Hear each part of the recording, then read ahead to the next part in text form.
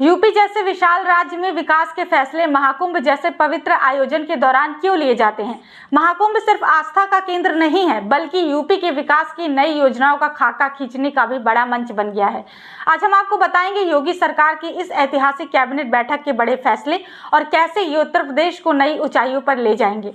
महाकुंभ नगरी प्रयागराज में हुई इस विशेष कैबिनेट बैठक का मुख्य उद्देश्य था राज्य के विकास को तेज गति देना। ये बैठक एक ऐतिहासिक पहल थी, जहां मुख्यमंत्री योगी आदित्यनाथ ने अपने 54 मंत्रियों के साथ विकास योजनाओं पर चर्चा की। कैबिनेट बैठक के बाद सभी मंत्रियों ने संगम में डुबकी लगाकर इस आयोजन को और भी खास बना दिया। गंगा एक्सप्रेसवे को पूर्वांचल एक्सप्रेसवे से जोड़ने के प्रस्ताव को मंजूरी दी गई।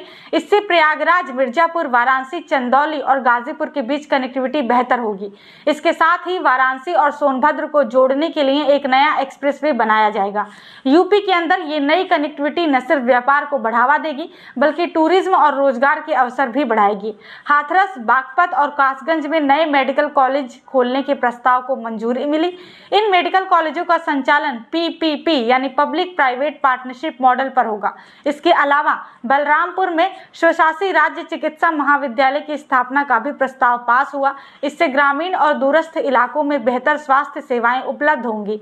स्वामी विवेकानंद युवा सशक्तिकरण योजना के तहत युवाओं को स्मार्टफोन और टैबलेट बांटने की योजना को मंजूरी मिली। ये योजना डिजिटल युग में छात्रों और युवाओं को तकनीकी रूप से सक्षम बनाएगी।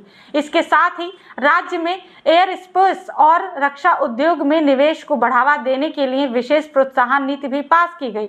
उत्तर प्रदेश सरकार ने मेगा औद्योगिक इकाइयों और FDI यानी फॉरेन डायरेक्ट इन्वेस्टमेंट को प्रोत्साहित करने के लिए नई नीतियों को मंजूरी दी। मेसर्स अशोक लीलैंड लिमिटेड को विशेष भूमि सब्सिडी देने का निर्णय लिया गया। ये कदम यूपी को एक मैन्युफैक्चरिंग हब बनाने के सरकार के सपने को साकार करने की दिशा में बड़ा कदम है। प्रयागराज और चित्रकूट को बेहतर कनेक्टिविटी देने और पर्यटन को बढ़ावा देने के लिए विशेष योजनाओं पर चर्चा हुई। प्रयागराज में यमुना नदी पर एक नए पुल और 4 लेन ब्रिज के निर्माण को मंजूरी मिली। ये परियोजनाएं न केवल क्षेत्रीय विकास को गति देंगी, बल्कि धार्मिक और सांस्कृतिक पर्यटन को भी प्रोत्साहित करेंगी।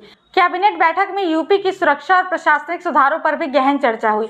भारतीय नागरिक सुरक्षा संहिता 2023 के तहत अभियोजन निदेशालय की स्थापना के प्रस्ताव को मंजूरी दी गई। ये कदम यूपी को कानून और व्यवस्था के मामले में और मजबूत बनाएगा। योगी सरकार की इस कैबिनेट बैठक के फैसले यूपी को विकास की नई दिशा में ले जाने का वादा करते हैं, चाहे वो गंगा एक्सप्रेसवे का विस्तार हो, स्वास्थ्य सेवाओं का सुधार हो या युवाओं को डिजिटल युग में बढ़ाने की पहल हो। ये सभी कदम भविष्य की नींव रख हैं, लेकिन बड़ा सवाल ये है कि क्या ये फैसले जमीन पर उतनी ही प्रभावी होंगे जितने ये कागज पर लगते हैं। आपका क्या मानना है? इन फैसलों का यूपी के विकास पर क्या असर पड़ेगा? कमेंट सेक्शन में अपनी राय जरूर दें। वीडियो को लाइक करें और चैनल को सब्सक्राइब करना ना भूलें। जुड़े रहें, क्योंकि हम आपके लिए लाते हैं सबसे तथ्यात्मक और दिलचस्प जानकारी।